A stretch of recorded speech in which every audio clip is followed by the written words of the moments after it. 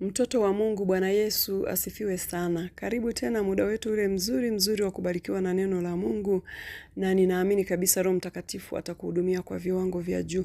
Leo tunakwenda kujifunza juu ya kutenda matendo mema.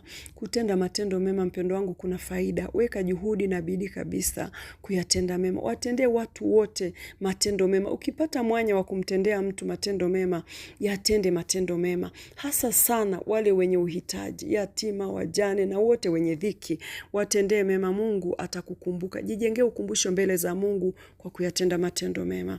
Leo tutajifunza neno la Mungu katika kitabu cha Matendo ya Mitume sura ya 9 mstari wake wa 36 mpaka wa 42. Hapa tutamuona mwanamke mmoja aliyeitwa Tabitha au Dorka. Mwanamke huyu alijaa matendo mema na sadaka alizokuwa akizitoa. Huyu mwanamke alikuwa na wajali wajane, anawashonea nguo na makanzu, anawatendea mema na wajali kwa sababu alikuwa anawapenda. Alikuwa na moyo wa kutenda matendo mema. Bwana Yesu asifiwe.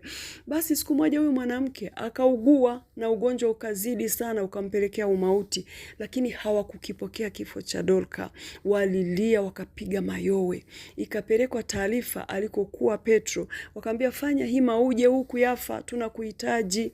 Petro alipofika akakuta Dorcas amefariki na wameshaiogesha maiti, wamemlaza gorofani. Basi akapanda huko mbio na wajane wakamfuata huku wakilia, wakimuonyesha makanzu na nguo alizokuwa akiwashonea.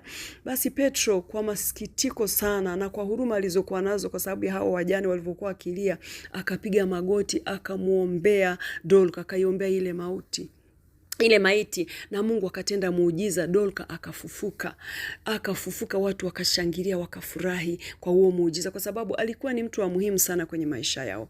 Mpendo wangu, tenda matendo mema. Matendo mema yatafanya Mungu akukumbuke.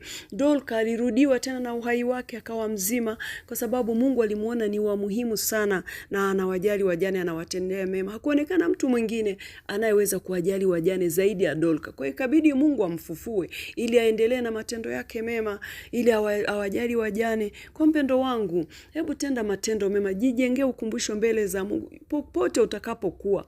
Hebu umuhimu wako uonekane kwa kutenda matendo mema kwa watu, hasa zaidi wenye uhitaji. Siku ya siku Mungu atakukumbuka, atakutana na hitaji lako, labda atakisikia kilio chako utakapokuwa unalia, labda unapitia changamoto fulani. Hebu tenda matendo mema na Mungu atakutendea mema.